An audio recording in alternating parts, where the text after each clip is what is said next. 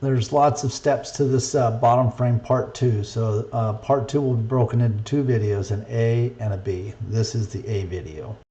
Okay, so let's get to the next set of instructions. So we'll go to the main screen here once again. We're on the bottom frame part 2. Let's give that a click, and then here we go. So now we can begin. And once again, it lists the key parts here listed, and identifying all these. The following next set of instructions really identifies the parts pretty easy. So probably don't need to, you can probably get some of these parts together now. But as I always say, go ahead and go 10, 12 steps ahead and look to see what's upcoming. So let's get started. All right, so the first instruction calls for this little 50 millimeter profile piece here, and it looks like it pretty much uses 2 of these socket. This powder chamber had the one with the heater core that's closest to the side. This one has 2 holes near the top. So this, obviously we use Loctite again. It looks like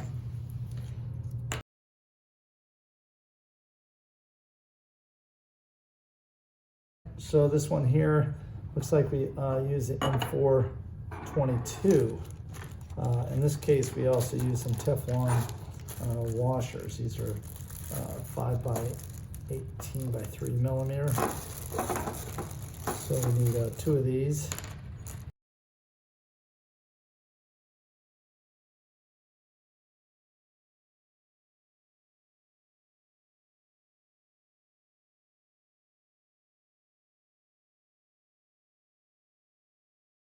All right, next step. Hey, we're 4% done.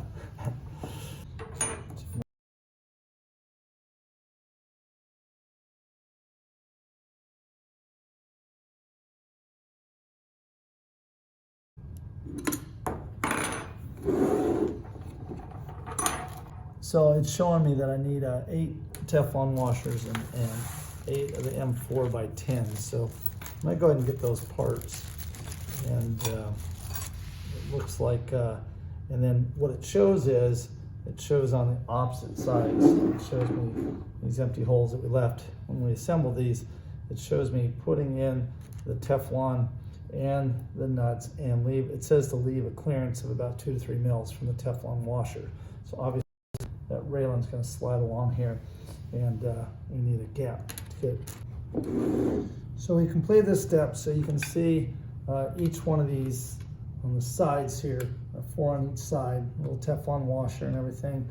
And then the next step calls for, once those are in, and it calls for adding in the square nuts. 4 on, it's got look at this, it's got 3 on this side. I've inserted those already, T-nuts, or the square nuts. And then 2 on this side, which I've also inserted. So now it tells me to find these pieces here, which are 613 millimeter. And it says, when you look, it says the center hole right here, the center of this hole is 63.5 from the left. And it's going on the outside. So when I look at the picture here, this is the way it should be oriented. And then this here, this hole, looks like it's going to be, I'm going to slide it down through each one of these. All right, so I got these slid on here, and then obviously the next step is to, it tells me that it calls for these M525s, and these Teflon washers fit in between here.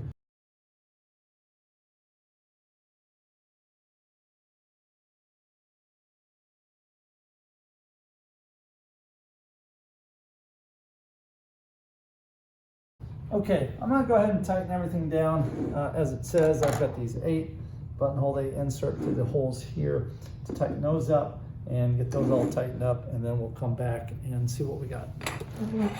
All right, so the next step says to insert these 10 square nuts. I'll get all these all the square nuts in here, and then when I come back, we'll be ready for the next step. So after I got those bars all attached, then it calls for this, what they call the top chamber cover. You just kind of want to make sure they're oriented right. This is the print side, this is the powder side. So, the way the grooves here are up. And so I put in those square nuts across the top, the sides, everywhere it said. And now, now we have to align washers between here and then the square nuts. So align the T-nuts first, and then slide your Teflon washer in there. I'll say once again, take your time and just make sure you get everything, you know, everything just aligned right, and before you go to the next step. Okay, so couple things on this mantle. So obviously getting this mantle placed on here, it called for M514s on the end here, and then the M58 in the middle. The M514s, every time they wouldn't go all the way in, and I realized that they were too long. And so I went ahead and went to an M512, and now they fit nice and flush. So I think there's a mistake. But anyway, now I've got everything lined up, and we should be good from here on out. The next step calls for these powder mantle back and front, and they're just two flat pieces. All right, so I found the powder mantle. So they're obviously, just make sure the holes align when you put them on here. And then if you look at the print, the holes are slightly offset, and it looks like they're closer to this side, and the closer goes in, according to the drawing. And it looks like they just go right down on here and set on there and line up with those Teflon washers and the square nut. So that's what I'm going to do. I'm going to go ahead and screw those in. All right, so the next step was taking these here. They were called the 346s, millimeter length bars, and they just actually, it's just simple socket screws here with a Teflon washer. And it's not clear whether this routes over or under, but there's plenty of give here, and I think it just makes sense to go under so it's not trapped there. So, and the picture would indicate that, you know, the lines are it doesn't show this whole thing. And, but I would say that I think it should go under. So yeah, it looks like we start putting some square nuts, one of the instructions on the side, 8 of them to be exact. We're putting the side, what they call these, the inside front holder. They're these pieces. So these will attach along the side here. So let me get all these unwrapped. Let me get the square nuts in. I'm gonna put these up on raised up. I'll probably use some other profiles so I don't pinch these. That's my biggest concern. All right, let's get things prepared. Okay, what I did was I just took a couple of these, not extra, but a couple of profile pieces here and set them up on these. And it's kind of nice, and it takes all the pressure and any sort of thing, so it gives it some relief. So now I can go ahead and put my square nuts in here. Okay, so we got the 8 square nuts here. Now it has this. So if we orient this, it looks like it uses this row of holes here. The longer side is obviously oriented this end. So this is the powder, this is the print. So this obviously, we use these set of holes here. These align over the those heaters. It looks like this. There's a spot here that'll catch right there. So I think that's how it lines. So I'll go ahead and get everything lined up. You don't need to see me line all the washers up, and then we'll go from there. All right, so we got this side plate on. Use the button socket screws, and then we're gonna go ahead and flip this and put the other one on the other side. So it should be pretty simple. We'll be back when we complete that step and let you know if I encounter any issues. But these do align with these grooves, so it's pretty self-explanatory where everything aligns. So what I found works best, I would first put in the square nuts and align them where they need to go on this. And then what I would do then is I take this off and I place these Teflon washers over those so they align pretty well. And then what I did on the first one, I think it worked pretty well, is just kind of drop this down there and get one of these in.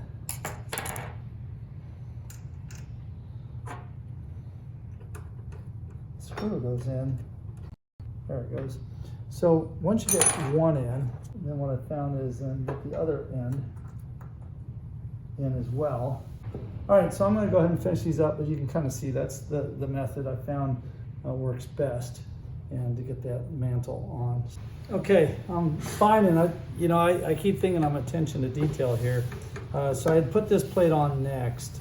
This was called the left roll holder. It was on the end of the powder bin. But in order for this to go on, I had to actually undo the screw behind it to get one of those square nuts on this so this could align. I'm going to flip this around now. It calls for this.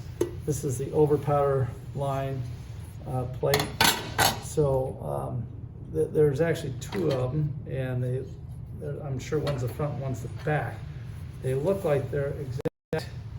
I've been fooled into this before, and actually, so they look almost the same, except this one has 3 holes at the top. So this is the one I need. So here's the side that I want. So I don't know, if I put this on, I have troubles getting to this thermocouple.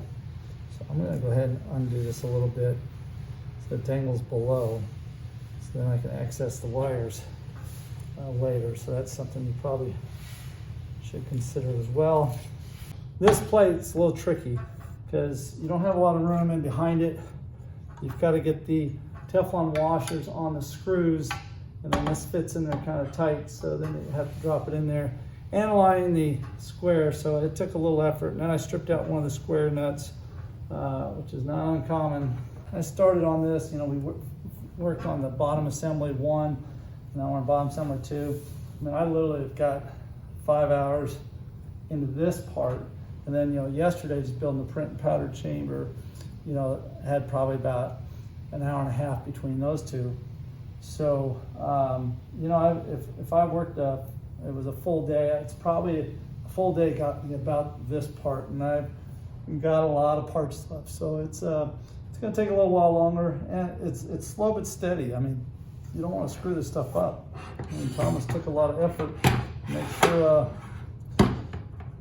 this thing worked, and the last thing I want to do is, spending $7,000 on something and rushing something and breaking it is not on my plan. So, see you again. Done for the day. All right, back. So when we finished, we had the last one, and off camera, I went ahead and mounted these. These are these 3D printed overline plate holders. There's 4 of them.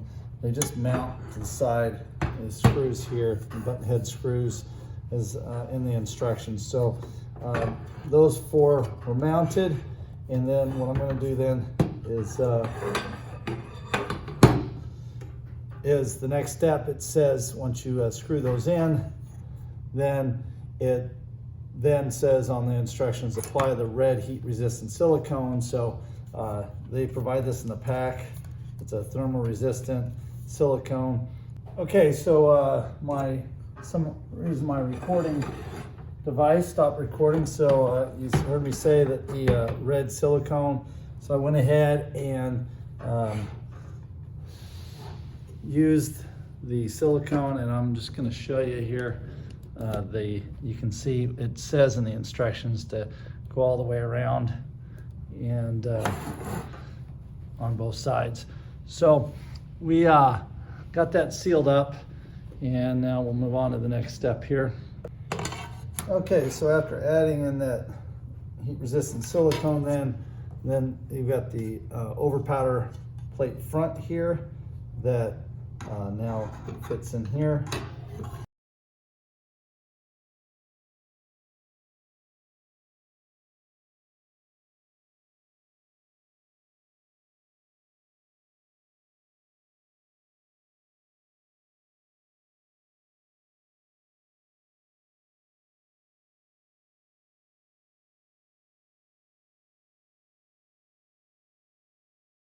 All right, so there we go. We got this plate on. So we'll move on to the next instruction. We need to apply a heat resistant to seal the gaps here again. The last one it showed on the instruction, it showed a red line showing the path. I'm assuming I'm just going to seal it once again all the way around here as well. So we'll go ahead and do that next.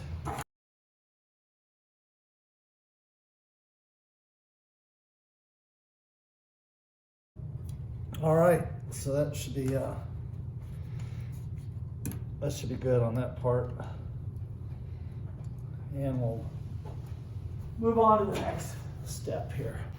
Okay, so we've got this sealed up with the red silicone, and now the next part, it says to use these recoder profile washers. So and they go on the ends here, and so they go very specifically. You need to make sure there's a groove and then this slot here. And what they end up doing is it shows them being put on the ends like this, and you want to make sure that this slide part, because later there's going to be a piece that slides down in there, needs to be up. So they're very specific where they go. So 2 on this end, and at this point it just says use some silicone to attach them, to hold them temporarily, because this unit now we're getting ready to red ahead here, and we're getting ready to slide this into our bottom assembly that we made in the previous step. So so that's what we're going to do.